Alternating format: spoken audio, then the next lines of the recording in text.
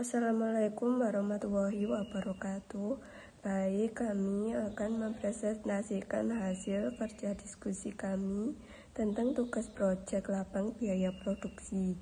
Kelompok kami mengambil usaha tentang kios bibit buah Anissa. Baik, perkenalkan saya Ranesa Azamalia dengan akhiran NIM 131. Di sini saya akan menjelaskan tentang deskripsi usaha di kios bibit buah Anissa. Kesadaran masyarakat perkotaan yang mulai berpikir dalam memanfaatkan perkarangan untuk menanam tanaman buah. Tanaman buah memberikan manfaat untuk memperindah perkarangan dan mengurangi polusi di daerah perkotaan.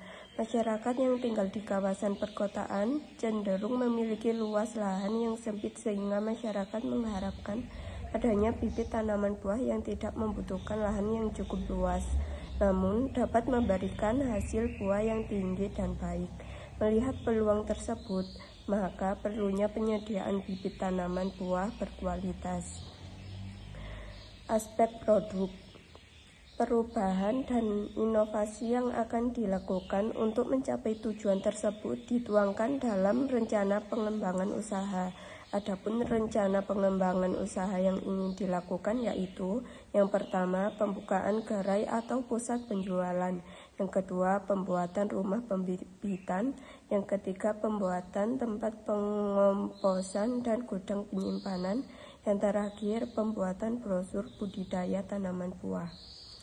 Aspek pemasaran, kami memiliki target konsumen utama yaitu masyarakat Desa Sidomulyo.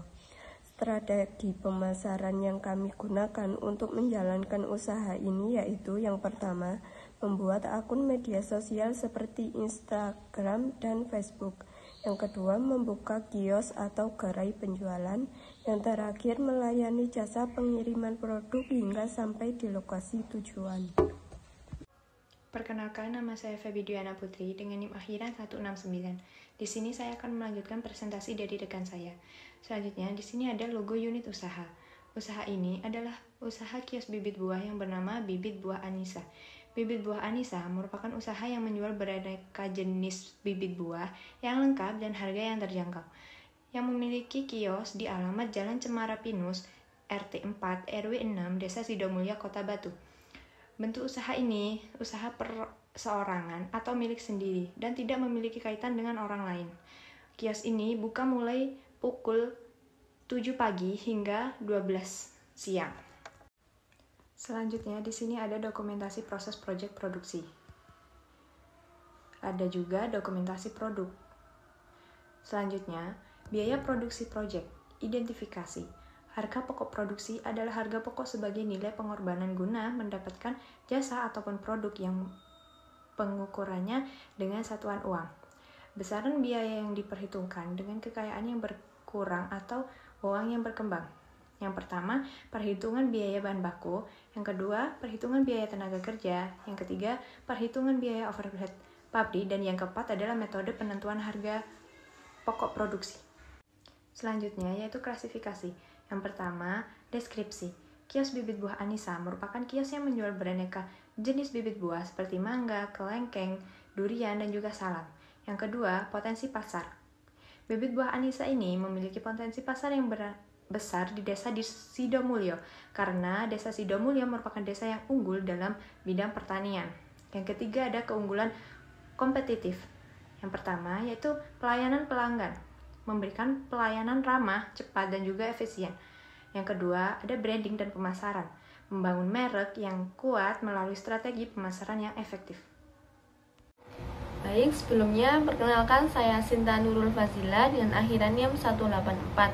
Di sini saya akan melanjutkan pemaparan materi dari rekan saya, yaitu tentang perhitungan biaya produksi. Kios bibit buah Anissa ini akan merencanakan menjual 4 bibit. Yang pertama ada bibit buah mangga sebesar 500 bibit per hari dengan harga 15.000. Yang kedua ada bibit buah durian sebanyak 300 bibit per hari dengan harga 20.000. Yang ketiga ada bibit salam sebanyak 1000 bibit per hari dengan harga 5.000.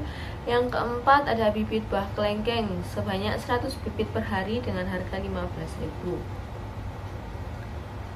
Selanjutnya yaitu hasil analisa biaya produksi proyek. Yang pertama ada persediaan bahan baku sebesar 10 juta. Yang kedua ada bahan baku setengah jadi sebesar 20 juta. Yang ketiga ada barang jadi siap dijual sebesar 20 juta. Yang keempat ada pembelian persediaan bahan baku sebesar 10 juta.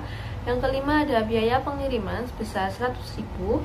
Yang keenam ada biaya pemeliharaan mesin sebesar 1 juta. Yang ketujuh ada gaji tenaga kerja langsung sebesar 2 juta. Yang kedelapan ada sisa penggunaan bahan baku serta bahan setengah jadi sebesar 1 juta. Yang kesembilan ada sisa bahan setengah jadi 1 juta. Yang terakhir ada bibit yang siap dijual sebesar 10 juta. Selanjutnya hasil analisa kami di Bibit Anissa ini melakukan 4 tahapan perhitungan. Ada tahap 1 yaitu mengenai bahan baku yang akan digunakan dengan cara yaitu saldo bahan baku ditambah pembelian bahan baku dan dikurangi saldo akhir. Yang kedua ada tahap 2 yaitu biaya produksi bahan baku ditambah tenaga kerja langsung ditambah biaya overhead pabrik.